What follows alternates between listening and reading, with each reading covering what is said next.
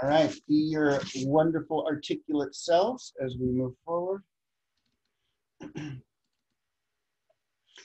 So today we're going to talk about California from the 1840s to after the gold rush. And let me just show you our Canvas page to show you where we're at. So here's assignment 2. From the 1700s all the way to the 1910s, we're covering almost 200 years of time. 1700s I only touch on very quickly, and I think even last week. So the first part is California before 1846, and that's what I offered a lecture about last time. But you're going to complement what you all learn in the lecture, hopefully you learned something in the lecture, with chapter 1 of Benjamin Madley's book. And I posted Benjamin Madley's book, and I think if you click this little down button, it offers you the easiest access. And I'm just curious, has anybody successfully or unsuccessfully accessed the book yet? Has anybody gone that far? Yeah, I was able to access chapter 1 of the book. Great. And you know what's, Benjamin Madley was generous enough because we invited him to college last October, and we were at the Cascade Theater, and I helped put it on, and he was so generous. He's a cool guy. And he said, yeah, go ahead, have my PDFs and offer them to your students. So this is why you don't have to buy this book. Here is chapter 1 of his book, right? And here's the whole PDF right here, all 26 pages of chapter 1. So yay, I'm glad you were able to access that, Monique. And then if you scroll down, here are the questions. There's 5 questions for chapter 1 and lecture 1. And then if you scroll further down, this is California 1840 to after the gold rush. I'm borrowing a little from Neil Young's famous album. And the sources are the lecture I'm giving you right now, and then Benjamin Madley's chapter right here. So here are the 5 lecture questions. And then here is chapter 2 of Benjamin Madley's book, groundbreaking book. He's changing the way we teach American and California history with this book. Again, he's a UCLA professor from Happy Camp. I've also included an hour-long lecture he gave at Cascade. This is the actual talk he gave at the Cascade Theater, and it's edited down a little bit for time. And here are the questions that coincide with chapter 2 of his book. Okay, and I even offered you page numbers where you will find his comments on what I asked you. And then we will be moving on to the Texas borderlands. I still have to edit these questions and things down here, so please don't, you guys aren't there yet, you all aren't there yet. So I'll finish editing that content below later. Any questions about just boring logistic stuff? No, you're good? Okay, I like it. Let's move on. And again, please interrupt me because I get so tired of hearing myself talk, and it's wonderful to see all your faces out there. These are the questions I already told you about. This is the book in which you're going to be reading the first 2 chapters on. There's some pretty heavy material in the book, so I warn you ahead of time. If you feel you might be traumatized by any of it all, and I'm serious about this, let me know, and we'll talk about it, and I may assign you, something different, because he does talk about, for example, 2 pages in the chapter 2, this massacre that happened April 5th, 1846, right along the Sacramento River, right near the Sundial Bridge. A massacre that nobody has written in such detail about before. Other people knew about it. Of course, Native people knew about all these things happening. But for the first time, a quote unquote professional historian, I say that because Native peoples know their history, right? They just aren't valued in this professionalized profession I'm in, unfortunately. So read these 2 chapters from this groundbreaking book, okay? All right, let's begin. Last time, oh yeah, let's do this. So let's update us. Who was here last time I think Monique and Emma were here last time, and perhaps Ashley, I remember last week. Who's this guy? Do you remember from last week why he has a statue, why there's a statue of him outside the Stanislaus County Courthouse? I'm picking on Monique, Emma, and Ashley because I think they were here last time. Who is this guy? Do you remember? It's Stanislaw, I believe. Uh-huh. And who was he? Why is he significant? He was an Indian official who then later revolted. Mm-hmm. Yeah, thank you, Monique. He was a young man whose family was kidnapped, taken to the San Jose mission. He was raised as, and became kind of like the good boy, right? The teacher's pet at the mission. And he was in charge of enforcing mission rules with other Native peoples. He ended up, when he reached his formative years, 1920, he said, I'm not having this, and joined a large rebellion. So remember, we ended last lecture with a series of rebellions in the late 17, early 1800s throughout California, not just at the San Jose mission, but throughout. So at this time, California was in rebellion, just as the United States, Americans on the East Coast were rebelling against England, just as Haiti was rebelling against France, just as much of Latin America was rebelling against their colonial right, Spain. Native Americans at this time were rebelling against the Spanish colonization and the missions. So by 1821, there was a Mexican War of Independence, also known as the Mexican Revolution. I don't really care about the names. My bigger point is that by 1821, Mexicans kicked out the Spanish, right? They're no longer a colony of Spain. They're their own nation, named after the Mexica, named after the first peoples in the Valley of Mexico. And look at, do you remember, who's this lady in the background behind Miguel Hidalgo? This is one of the founding fathers of Mexico. Who's this painting of in the background, if you'll remember from assignment 1? La Virgen de Guadalupe. Yeah, the Virgin of Guadalupe. The apotheosis of the Virgin in Mexico is the Virgin of Guadalupe. That's why those, some of you might ask, geez, why is there the Virgin of Remedios, the Virgin of Guadalupe, all these, Virgin of Fatima? It's just where she appeared on earth, right? Believers think that she appears and intercedes in our lives here and there. So this is the Virgin who appeared in Guadalupe, which is in Mexico City. Again, remember, she's everywhere in Mexico. So overnight, after Mexican Revolution against Spain, this area, here we go. Here's our class, History 35. Mexico is overnight like the 3rd biggest country in the world. There's Russia, there's, I think, British Canada, and there's Mexico. A huge swath of territory. All right.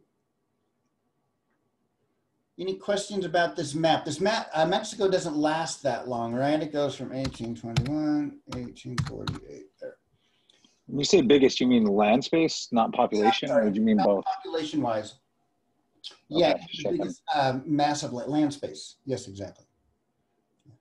So the reason I bring up the fact that Mexico was a huge territory, northern Mexico was relatively sparsely populated by Mexicans. Most Mexicans lived in the central area down here. There was a couple 100,000 up here, but the majority of people living in the area we focus on in our class are Native peoples. Okay. And one of the godfathers of California, that's my verbiage, not anybody else's, is Mariano Guadalupe Vallejo. Remember I told you the Virgin of Guadalupe is everywhere? Look at, many men's middle name is Guadalupe or even Maria. So many men in Mexico to this day have a middle name named after the Virgin of Guadalupe. He was born, and the word for Spanish-speaking people who lived in California under the Mexican flag and later are called Californiano. And the reason why I mention this rather odd sounding word, if you hadn't heard it before, is you might be encountering it in the text or other readings. A Californiano is just somebody who, Spanish or Mexican heritage living in California.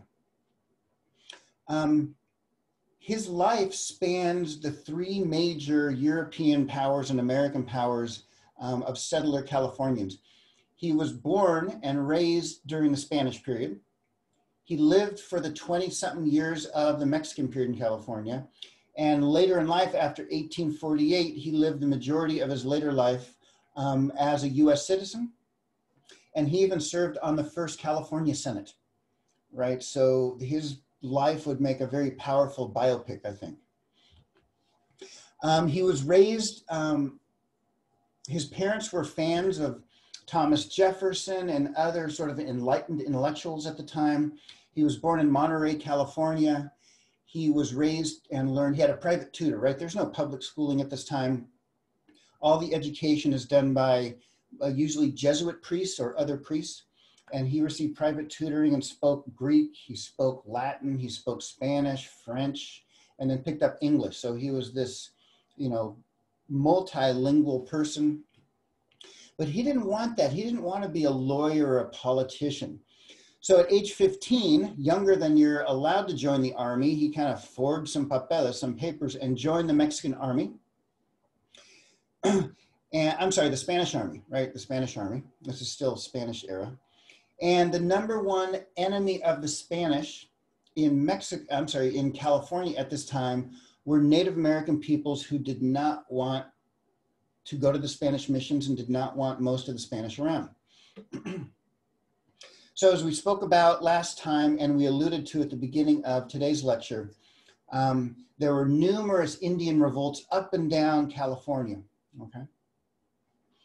Let's just take a second and look at this image if you can see it. Can you guess where this is? Let me make it bigger. This is an important body of water linking a big bay of California to the Pacific Ocean over here on the right. These are some big headlands where during World War II, the United States put some cannons and other munitions on there. Anybody know where that is? Right now, this is some of the most expensive property in the world, right here. I think in last lecture you said it was San Francisco. It is. This is San Francisco Presidio, right? Right when you cross into San Francisco. So right now, the San Francisco Bridge is right there. These are the Marin Headlands, right? All right, so I'm telling you stuff I already mentioned. Okay, I just get excited. Okay. So here's a very telling painting of the Presidio. Presidio is just a Spanish word for fort, all right? So the San Francisco fort. It's named San Francisco because it was the Franciscan Catholic order who came up here and their job was to convert natives. That's why San Francisco is called that. But as you can see, what's happening here is natives are being enslaved and round up. Okay, here's some more natives being enslaved and round up. All right. So Vallejo's first job as a young man was he led the militia against these various native rebellions. And in one particular instance in 1826, they had, the Spanish militia had gone inland. And remember, at that time, the inland part of California before they built all the dams was a big marsh, a big wetlands. So native peoples, in order to escape the Spanish militia, would go to the high point in the swamp. The swamp's another good name for it. And the Spanish couldn't get in, right? The big horses and everything couldn't maneuver in the wetlands. So how do you get these rebellious natives out of there? Well, he burned them out. He just literally lit a fire around them and burned them out. Hundreds of native peoples were killed. Many Spaniards, both in Mexico City and up here in California, said this was a horrendous act and unnecessary. And just like, remember, Juan de Oñate was punished for his dealings with the Acoma people. Many people in California wanted to punish Vallejo for what he did, killing hundreds of Indians. However, that failed. Instead of being punished for his policy against native rebels, oh, hold on, I'll get to that in a second. So Estanislao, one of the leaders of the rebellion, there were many, he was just one of them, he decided to survive. So he and a small band of survivors said, you know what, we give up. please show us some just mercy. And they returned to the mission. And by the 1830s, Stanislaw died of disease. One of the many diseases, as we've spoken about before, that led to a big, huge California population loss. But as I'll talk about, while disease did ravage California Indians because they didn't have the immunities or the antibodies to it or the tolerance for it, enslavement and forced work and change of life and just radical change of lifestyle is what Benjamin Madley argues, and other historians are starting to argue now. This whole notion that it was disease that killed most of the natives in California is one that historians are changing their mind on based on new interpretations. Any questions so far? And please interrupt me. Me hearing myself talk gets so boring, so please interrupt me whenever. So Vallejo was not punished. What do you think happened to Vallejo after his successful quelling of the indigenous rebellion? Emma, Monique, Yadira, or Justin? What do you think Spanish authorities did with Vallejo? Take a guess. Guesses are good. They rewarded him. Yep. Ding, ding, ding, ding, winner, winner, chicken dinner. He was promoted to lead military commander of Northern California. The lead military commander of Southern California is a guy named Castro. We'll talk about him in a second. So Vallejo was promoted to head the San Francisco Presidio. And this coincided with the Mexican government, the secular government, right, run by the president and the Congress, are taking over the missions. This is called secularization. It's just a fancy way of saying instead of the Franciscan or Catholic, instead of the Catholic Church owning, possessing, and running the missions, the Mexican state said, "Nuh-uh, we're a modern nation now. The state is going to take over the missions." All right. So what the Mexican state did was literally take them over, kick the priests out. The priests are sent to Mexico. However, I don't know if anybody's been to the missions, but aren't the missions usually located in some pretty sweet locations in California? Right? Like the best land, the most fertile land, usually on riverbeds. And that is certainly the case with the San Gabriel mission. Right now, the 10 freeway runs right through this. My hometown of Monrovia makes this look a lot different now. So what do you think the Mexican government's going to do with all that very valuable mission lands? Say you're the head of the Mexican government, you have all these mission lands you've now taken over. What are you going to do with it? And hint, hint, it's a similar thing to what the US government did to try to invite settlers west. What are they going to do with all this land? Almost like gentrification. Yep. And you're getting that, so get wealthy people to come in and live there? Yep, oh, that's a good word for it. I'm gonna have to use that next time. Gentrification of 19th century California. So you're right, just like the US did with its various land grants, offering land at a very cheap price in order for settlers to come and settle and colonize former Native American lands. Mexico did the same thing. There were about 800 land grants in total. And I don't know if you can see this map, all those colored places are where, and that's usually like some of the best coastal lands in California, and still to this day, if you see like where most of the wealth is in California, it's right on top of these Mexican land grants, right up in here. The furthest north Mexican land grant, and we'll meet the gentleman who was awarded it, one of the founders of Redding, California, right up there. So, not humble whatsoever, Vallejo awarded himself the Rancho Petaluma. Anybody been to Petaluma? Yeah, where you can pet a horse but not Petaluma? Oh, come on, that's a knee slapper. I lived in Petaluma a while, I had to live through that joke all the time. So he granted himself, could you imagine owning 1 acre in Petaluma today, right? You're a Marin County millionaire.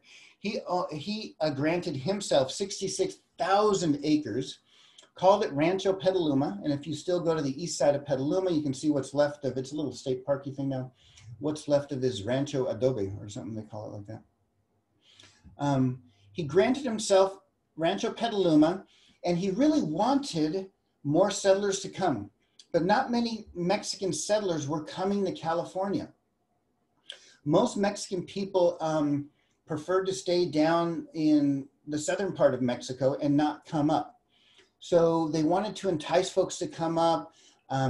Many of the Californianos, again, the Spanish-speaking folks in California, were hard up for workers. So where are they going to get workers for their ranch? Now it's your turn, Justin, Yadira, Monique, or Emma. Chime in there. Who's going to be the worker? Who's going to be the cowboys on the ranch? Indian or natives? Yeah, native peoples. So Vallejo made an alliance. They both needed each other with this San Nieto. San Nieto was a Solano Indian. He was like 6'7" tall, 6'7", huge, tall Solano Indian guy. He was like the chief cacique or chief warrior of the Solano area. And by all accounts, it seems like Vallejo and Nieto had a pretty amicable relationship. In other words, they were friends. And for most of their lives, Vallejo helped Nieto and vice versa. Nieto was part of this native group right here in Solano area. And just to give you a little geography here, Vallejo's ranch was right around here, right? So they were Bay Area neighbors. So Nieto supplied Vallejo's ranch with workers, and I'm using quotes, air quotes around workers, because they were given room and board, but saying that they were paid is not really true. They were paid in what they called company money. They were paid with money that you could only use at, right, the Vallejo Ranch store. This was a common practice amongst workers, whether in mines or other places. So Vallejo's ranch, let me get rid of this thing real quick, hosted 200 workers. And as you said, Justin, they did everything. Vallejo's brother, Salvador Vallejo, said the following. He said, they, California Indians, tilled our soil, pastured our cattle, built our tiled houses, paddled our boats, made for our homes, ground our grain, and made every one of our meals.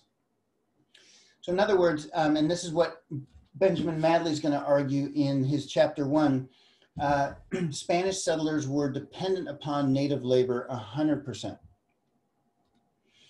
So in the meantime, Mariano Vallejo, oh, by the way, let me just interrupt. I'm arguing that Vallejo is like a central figure in California history. Do any of you all learn about him growing up in California schools, if indeed you did grow up in California schools? Monique saying no. Justin, no. Yadira, no. Emma, did you learn about Vallejo at all in California schooling? No, not ever. Oh, man, right? I'm not saying like we should put statues of him everywhere, but he's an important man to know. In fact, of course, the city of Vallejo is named after him. Where's my screen share? There it is. All right, let's go. So he was the biggest landowner and top military commander in the early 1800s. And I keep showing you this image. And you know what? Vallejo admired the United States. Vallejo admired the separation of church and state. He admired the fact that there's states' rights in the United States. He wanted California to be a free state, independent of Mexico City. Vallejo hated that he had to pay taxes that went all the way to Mexico City. However, the capital of Mexico City gave very little in return for the taxes that Vallejo and other Californians were paying. So Vallejo welcomed US immigrants. He wanted US settlers to come in. And his idea was to become, he wouldn't say become part of the United States because that'd be treasonous at this time. But he wanted California to be a free state. And you all know, that's why our flag has California Republic on it. You know, our flag with the bear and all the cool people wear the California Republic shirts these days. What is he thinking about? What other future state of California right now is a free state in the 1830s? Here's some US history trivia for you all. What other current Texas. Texas, deep in the heart of Texas. Yeah. So between 1836 and 46, Texas declared itself an independent republic, right? The Lone Star State. While Mexico did not recognize this, right? The United States did. Next week, we'll be talking about Texas. So this was the model Vallejo wanted. Vallejo wanted California to be an independent state. That's why we have the flag designed like we do. Into this mix comes John Sutter, Captain John Sutter. How many of y'all have heard of John Sutter? Now here's somebody you've probably heard of, right? Let me see. And Yeah. interesting, you haven't heard of Vallejo, but you have heard of Sutter. What do you learn about Sutter in your schoolings?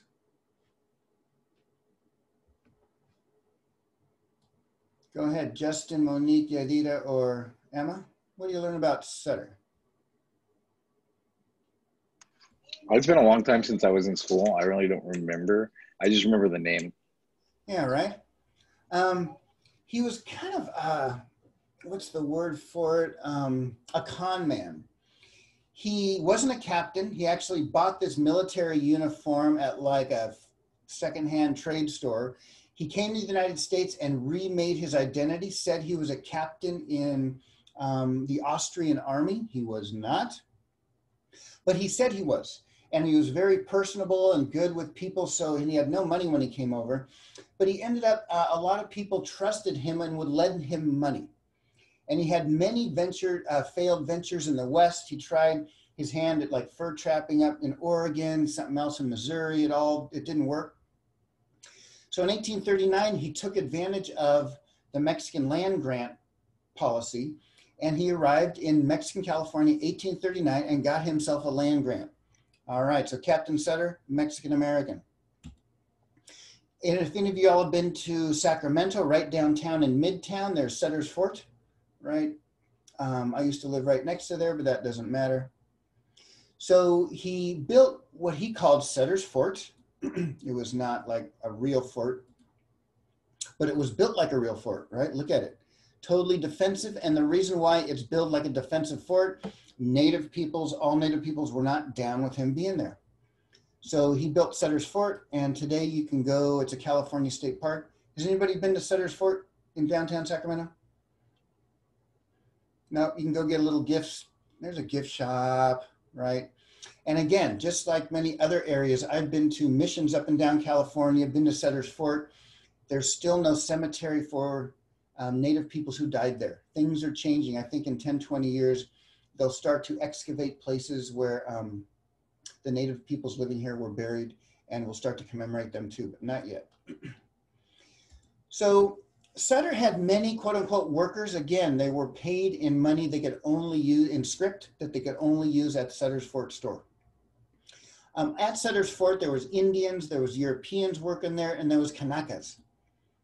Here's your word of the day. Who are Kanakas? Who am I referring to when I say Kanaka?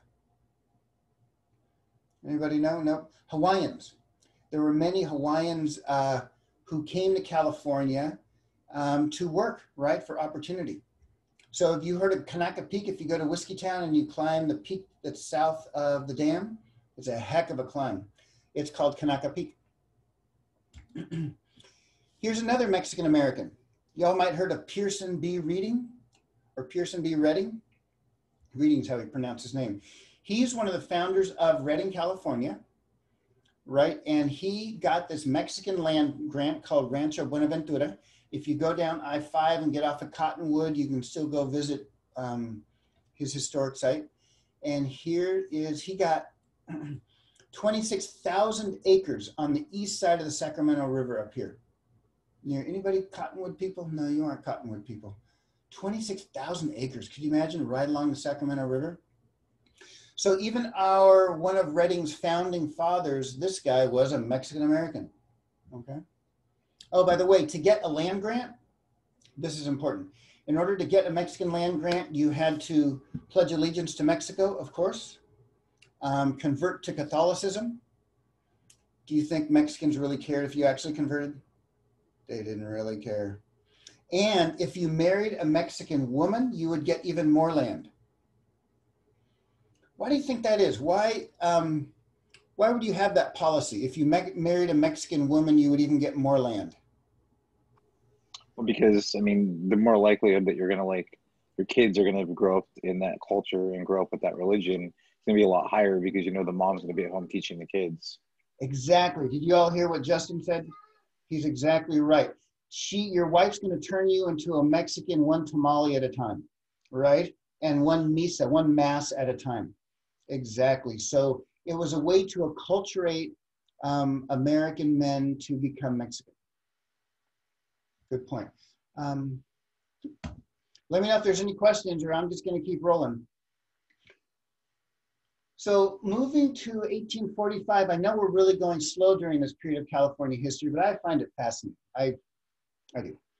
So in 1845, this guy, John Fremont and Kit Carson, you all are going to be hearing names. They're like, dang, I've heard of Fremont. I've heard of Carson, California is named after this guy. The Carson National Forest up there is named after Kit Carson, the guy on the right, Fremont. I mean, these names we're going to talk about the next 20 minutes are ubiquitous, meaning they're everywhere in California. So John Fremont and Kit Carson come illegally to California. They did not get Mexican government permission to come in, okay? And they enter with 60 other illegal immigrants, right? Usually if you're a white settler and you want to come to California, the Mexican government's going to welcome you. They want settlers to come, right? Especially they want settlers to help with the Indian problem because the Indian rebellions are still flaring up. However, Fremont, Carson, and his group did not get permission because they had other plans. Excuse me. They camped at the Sutter Buttes, which are down, if you go down I-5 and turn east about 60, 70 miles, you've seen them. They were tired, right? Native peoples were harassing them. They were tired and hungry. And the military commander, the top military commander of California at the time was this guy, Castro, General Joe Castro or Jose Castro. What in California is named Castro? All right, here's a little more trivia. What's named after Castro in California? Can y'all? Castro District in San Francisco, question mark? I don't know though. San Francisco, yeah, is named after General Jose Castro. Interesting story, the Castro District in California now is known as like a hub of gay Americans, right? It's a safe place for gay Americans to go and live and thrive. One of the reasons why gay Americans settled in the Castro District was right next to the big old US Navy base. So if you're a gay person in the Navy during World War II and you were found out, they would kick you out. And folks who were kicked out of the Navy for being gay settled in the Castro District, and they said, oh, okay, this seems like a good place. So that's the origin of why the Castro District, one of the origins became, right, this nexus of gay American life. All right. So in 1846, Castro deported Fremont and Kit Carson to Oregon because he did not trust them. Right, remember, this is a time in which Texans had kicked out the Mexican government, right? We're right on the eve of war with Mexico. There was tensions building on the borders. One of the main United States policies at this time was to expand from sea to shining sea. So it seemed tensions were high and Mexicans were worried that the expanding United States are just going to roll into this part of California, Utah, Nevada, Arizona, et cetera, which they eventually do. So this is why General Jose Castro is nervous. So he deported Fremont to Oregon. Oregon at this time is contested. It's claimed by Britain and the United States and Native peoples. Another development that happened just a year later, oh no, just a couple months later, is that 33 Americans who did not want to work for Sutter anymore, he was a jerk, he was a bad boss who treated his workers very poorly. So 33 Americans working for Sutter at the fort, milling wood, tending grain. They were upset and they wanted a little piece of California on their own. They didn't march on Sutter with ill intent. They marched on Vallejo. They went up to Sonoma County, right, and marched on Vallejo. Vallejo invited a few in for dinner to try to quell the tensions that these Americans seemed to bring with them. And after dinner, those Americans, they're called the Bear Flag Revolters. I have an image of them in a second. Yep. You probably heard of the Bear Flag Revolt, if you've heard like little California history. Yeah, Yadira and Justin, or Monique or Emma, Bear Flag Revolt. Okay. So it's just a couple dozen folks, took Vallejo prisoner, all right, after having dinner and smoking his cigars. Kind of rude dinner guest. Do not invite those kind of dinner guests over, especially if they have the COVID in their coffin.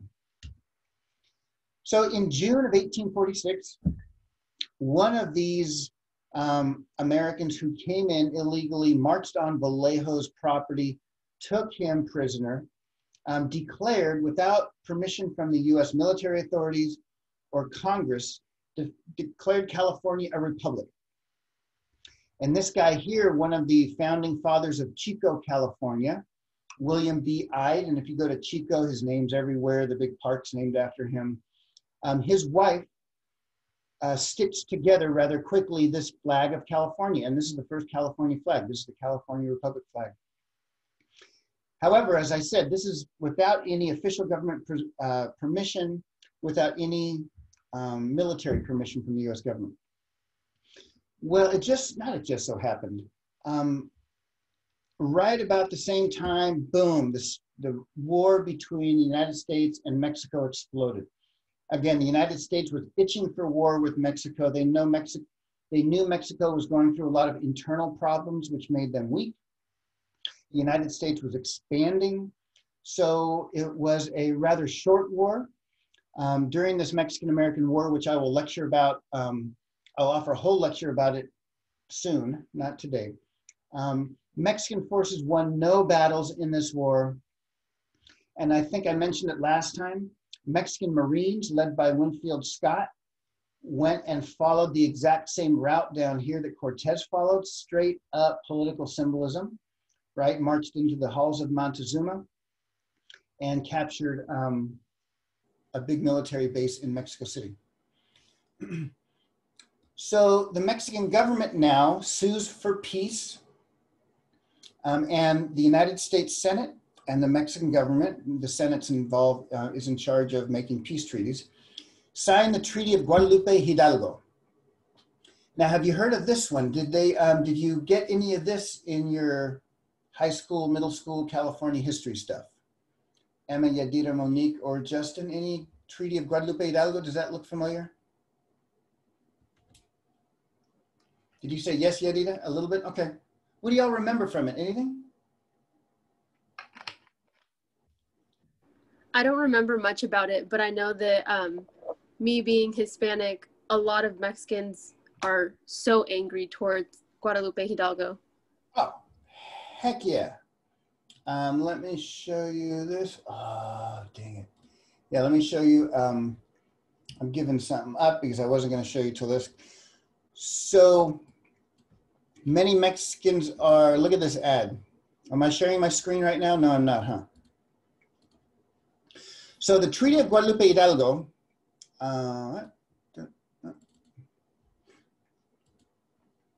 ceded, well, Mexico gave up all this northern part of their, like 1/3 of their territory. The United States won because they defeated Mexico in war, right? It's the spoils of war. So yeah, Yadira, still to this day, amongst many of my friends, my cousins in Mexico City, this is still an open wound, right? The fact that Mexico lost all this land to the United States in battle, right? You know what? Many people take advantage of that. Here is a Absolute Vodka ad from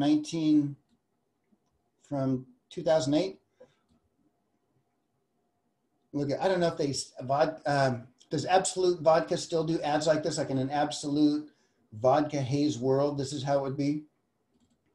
So according to Absolute Vodka, in an absolutely wonderful world, this would still be Mexico. Many Americans protested this ad because, of course, this ad was for just Mexicans. All right, there's a little bit of the leftover upsetness about the Treaty of Guadalupe Hidalgo. Back to one of the main features of the treaty, Article 9. Well, let me back up a little. So with the Treaty of Guadalupe Hidalgo, the United States paid Mexico $15 million, and there's about 100,000 Mexicans living in this territory. And one of the things they had to hammer out is what is the United States going to do with these about 100,000 Mexicans living here in California, Nevada, Utah, Arizona, New Mexico, and Texas? What are we going to, and parts of Kansas and Colorado? Well, Article 9 said the following. Hey, can anybody see what it says here?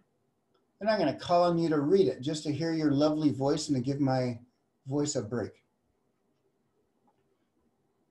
What does it say right here inside the quotes? Can anybody see it? Shall be maintained. Uh-huh. Do you want me to read it? Yes, please, do it, Emma. Okay. Shall be maintained and protected in free enjoyment of their liberty and property and secured in free exercise of their religion without restriction. Thank you, Emma. So what the treaty says is that the 100,000 Mexicans living here, they shall be protected in the free enjoyment of their liberty, their property, they'll have freedom of religion, right? Without restriction. In other words, the new United States government is not going to mess with Mexican property or religion or their liberty, okay? This is something else that still to this day, many people living in this part of the world are arguing. Many people who are arguing for immigration rights, right, for DACA rights and other things, bring up this Treaty of Guadalupe Hidalgo, which the Mexican government and the US government signed. Back to this in a bit. This is very important. So 2 weeks after the Treaty was signed, what did some of the workers on at Sutter's Fort find? What was found in 1848 in California that revolutionized California? Totally changed the landscape, the peoplescape, everything. Gold. Gold in their hills. So remember, they've been looking since Columbus, like where's the gold, where's the gold, where's the gold? Well, it was found. Thousands of people from throughout the world started to descend upon California. Before gold was found in San Francisco just had a few hundred people living in it. There were way more native peoples living in San Francisco than Spanish people. Here's a painting from 1846 showing it just, could you imagine San Francisco like that? Just like this sleepy town on the bay. Boom, but it was a crazy gold rush. And I know this is a very poor image, so I won't spend too much time on it, but there was just a gold fever had struck. This is the imagination of one person, flying to California, and here are all kinds of people in Boston trying to get on the ship to California. All kinds of people came here. Mexicans came. Mexicans were actually some of the first people to come to California because they were the closest. White and Black Americans came, Hawaiians, Irish, French, Chileans, Chinese, Germans, all kinds of people came to California because of the gold rush, the get rich quick mentality. And we had our California population boom. Get this, in 1848, there was only 6,800 non-native people, right? Non-native, mostly Spanish speaking, but a few Russians and a few Brits and a few others. By 1850, look at, this is just 2 years, 6,800 to 92,000. Talk about an immigration issue, right? This is an immigration boom right here. Oh, by the way, I already posted these lecture slides on Canvas, so if you want to go through them slowly at your leisure. By 1860, California had 380,000, right? This was just a revolution, again, on the landscape and on the peoplescape. Gold miners or prospective gold miners would buy postcards in California and send them home to their families in northern Mexico or Philadelphia or wherever they came from. Here's a gold miner with all the stuff he needs. And by the way, who do you think mostly came? What was the average gold miner? How old? What gender? What do you think? The average gold miner was like a who, if you saw one on the street? Probably poor, most likely relatively young, and probably male primarily. Yeah, exactly. Most boom towns across the world, for that matter, are mostly young males.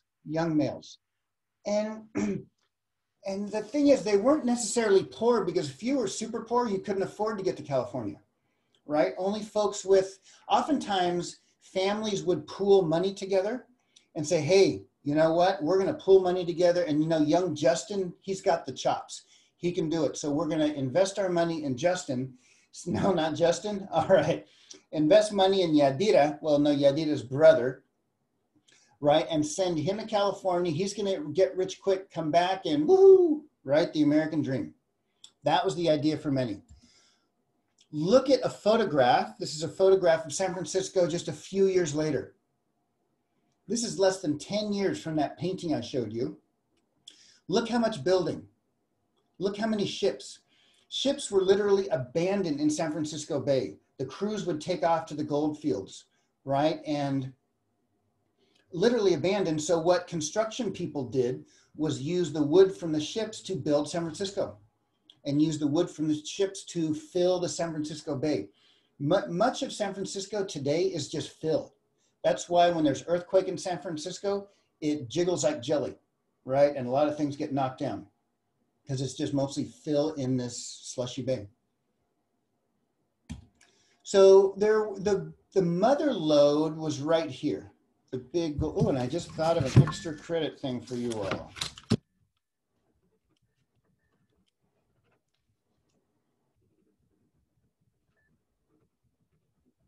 Okay, I'm just writing stuff down. The mother lode in which most people came to, right, get gold was right in here. But also look at Redding.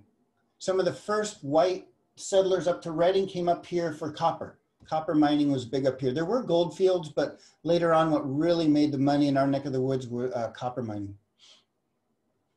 And overnight, literally within a couple years, California was the most diverse state in the nation.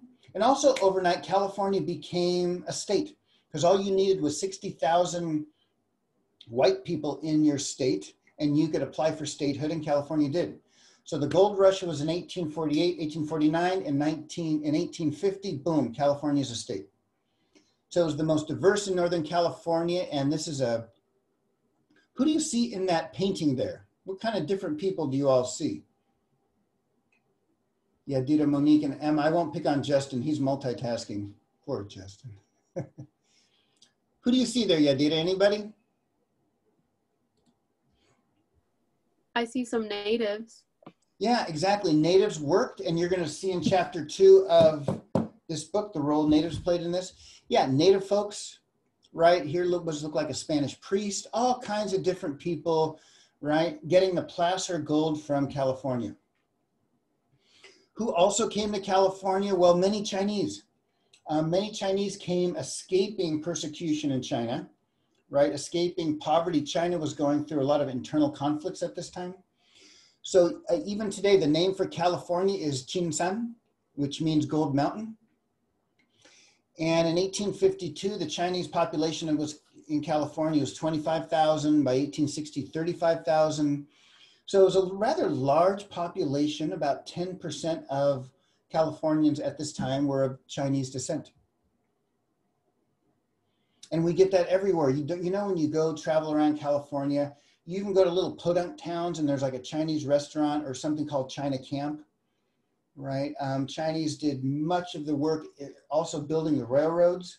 Much of the Western Transcontinental Railroad was built by 20,000 Chinese laborers.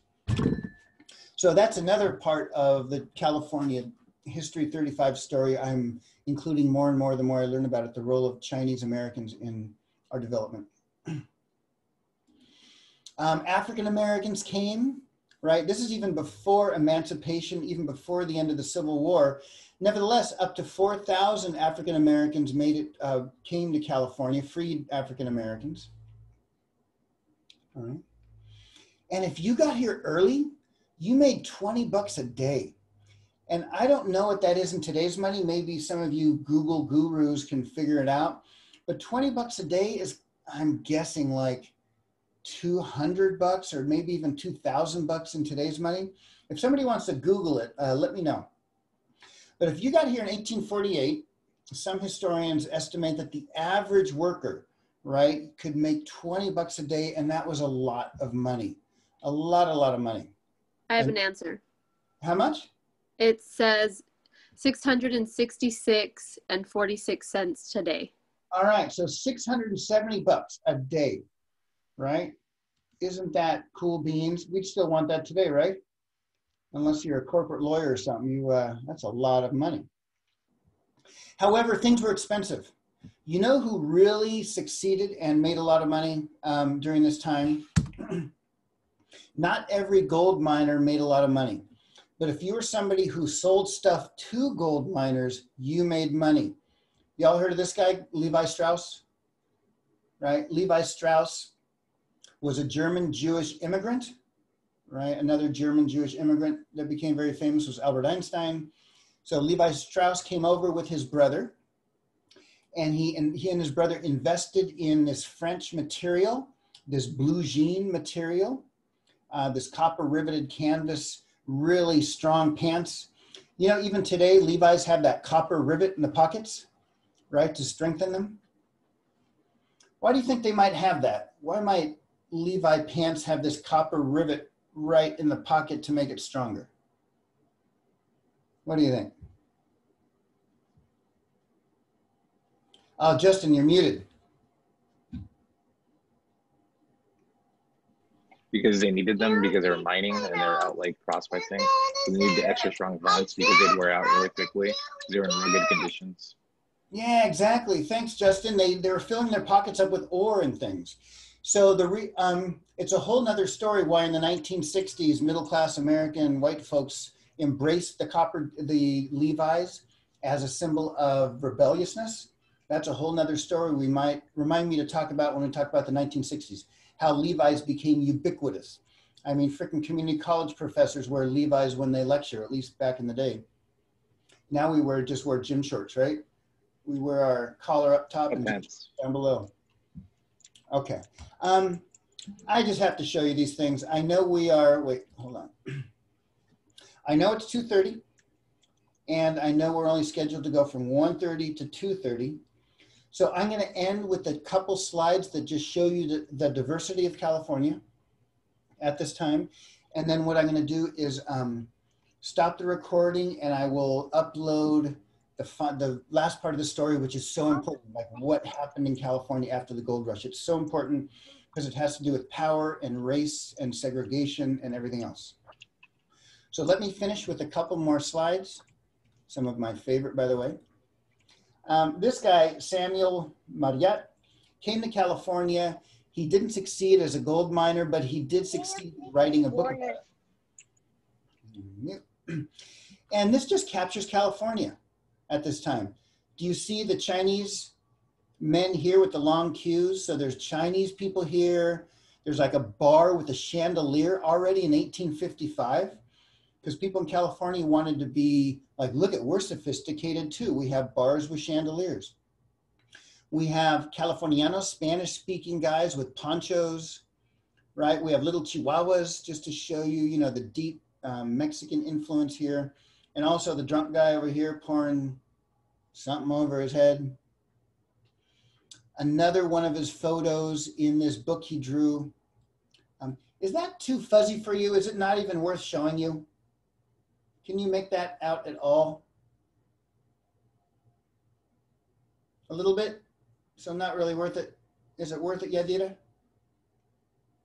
It's a little fuzzy, but I mean, I can see it. Okay.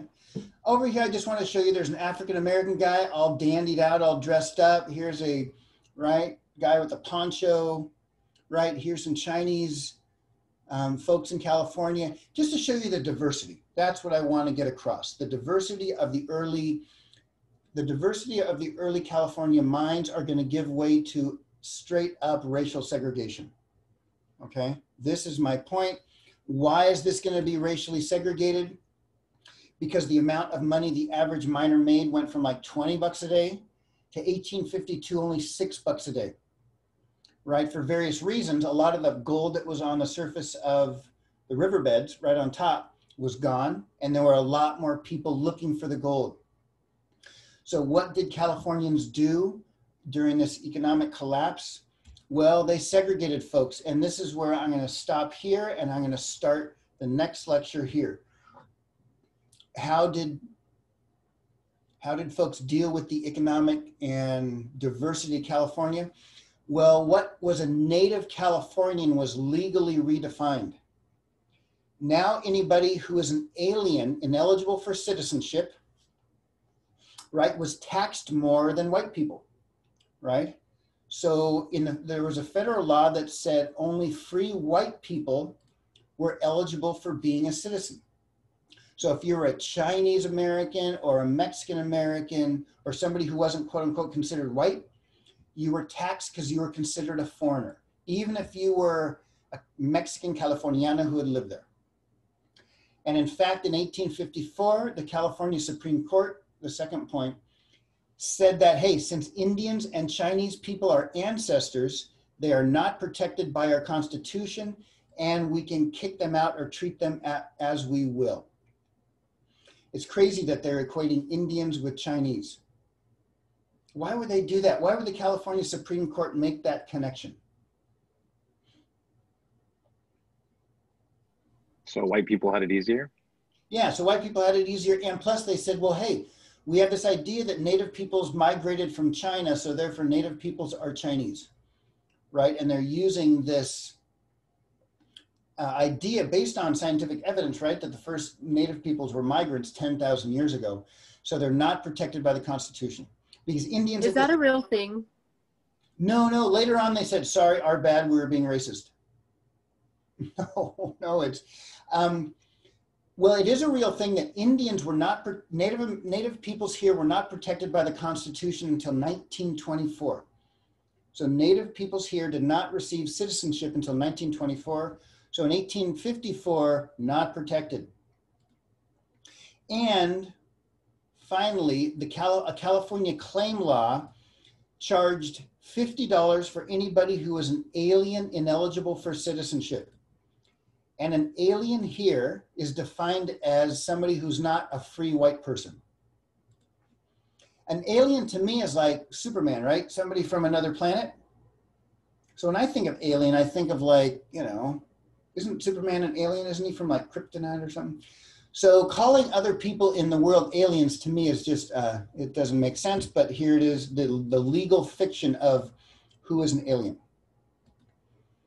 Questions or comments about this? Because this is really important. This is really important, and I'll pick it up next week. Monique, anything strike you about this?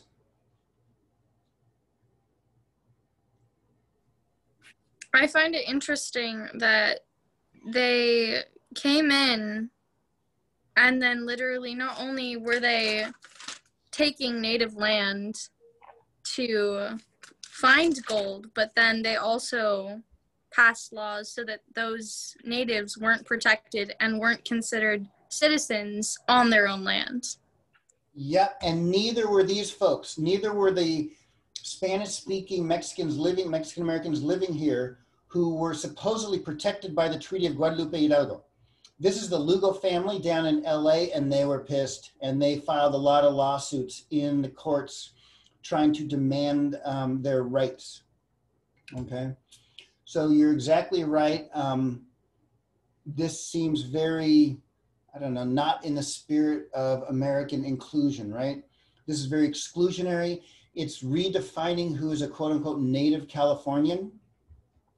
And a federal law of 1890 said that only free white people are eligible to become citizens. Okay, this law was not changed until the 1960s for all practical purposes. Because the reason I bring this up is the issue of who's a legal person today is still with us.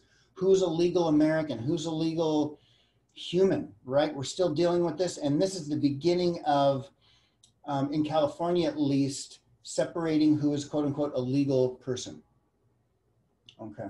I think that's very important. And I also think in respecting time, it's a good place to stop the recording.